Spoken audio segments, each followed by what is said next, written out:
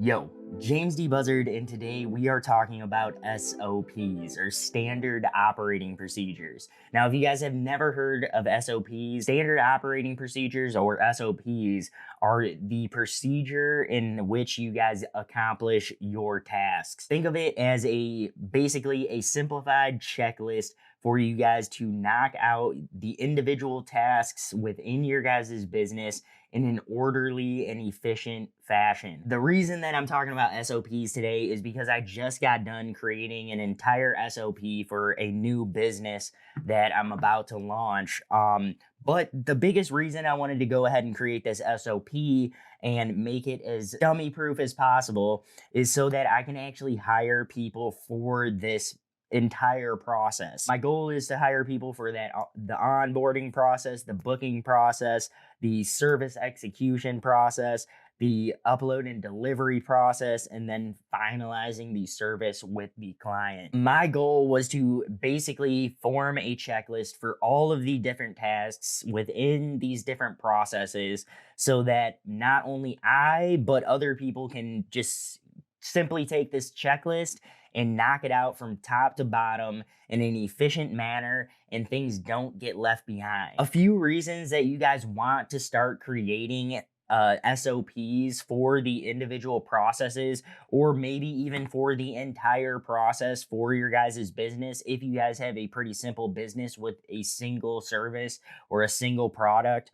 that you guys are looking to sell, like I do with my newest business, 360 Tours, is to help you guys be more efficient. That is the biggest purpose of an SOP, is to efficiently knock out processes so that you guys aren't leaving tasks behind. Another reason that you guys want to start actually writing down your procedure for how you guys are knocking out these tasks is because it's actually going to help you guys start finding holes in your guys' processes. Few other reasons that you guys want to start creating standard operating procedures is because once you guys have all of these processes written down and you guys are already most likely manually doing a lot of these tasks, once you guys have this process written down, you guys can actually start automating some of these tasks within this process. Once somebody books, it automatically sends them a confirmation email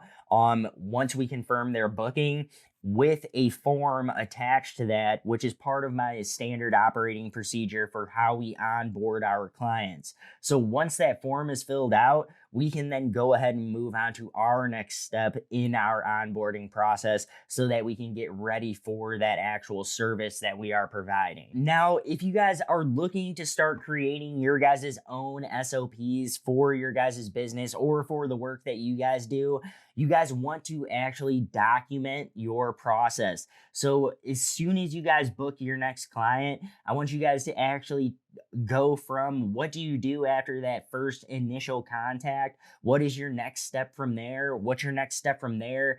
Just write down each and every step along your process just to kind of go over my client onboarding process. Let's just say I meet somebody in person. The very first thing I'm going to do is obviously introduce my client to 360 Tours by Buzz Labs. Once we do that, we actually want to describe the value that our 360 Tours have to offer. So we want to tell them about how 360 Tours boost your SEO rankings. And I have each one of these points actually on our onboarding process or on our new client introduction process so that we can make sure that we're nailing each one of these value propositions from the get-go, so our clients can make that educated decision on if this is a service that is going to be valuable for their business. So I have all of those value propositions even right here on my standard operating procedure. From there, we're going to go ahead and describe what they receive with our service. We're going to show some of our past client success stories and success numbers within for their tour views. Another thing that we want to do is we want to leave that client with a sales flyer and a business card, something for them to, pull out of their pocket later and take action on. And then we also want to follow up by asking them to book at 360tours.com/booking. It's kind of just my new client introduction onboarding process for when we meet clients in that fashion. Just for you guys to get an idea of my onboarding process. Really, there's only 6 steps total to my onboarding process. We're looking to get people to book online. And then we have some sub tasks within here specifically for the value that this service offers. Other than my onboarding process, I also have a standard operating procedure for how we book our clients. Additionally, we have how I actually am going to execute that service. So we have every single thing that we need to do from start to finish for that service.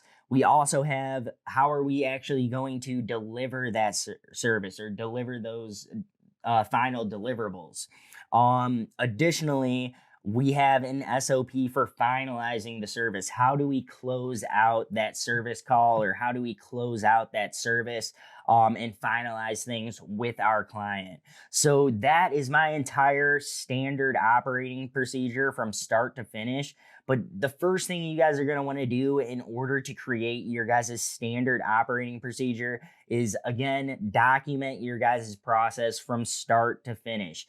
Break down each one of those processes into things like onboarding, into things like booking, into things like service execution, or, for me, it would be photography service execution, or video production execution, or break down all the different tasks that you do within your business. And then later on down the road, you guys can start delegating individual SOPs to potential people that you potentially could be working with.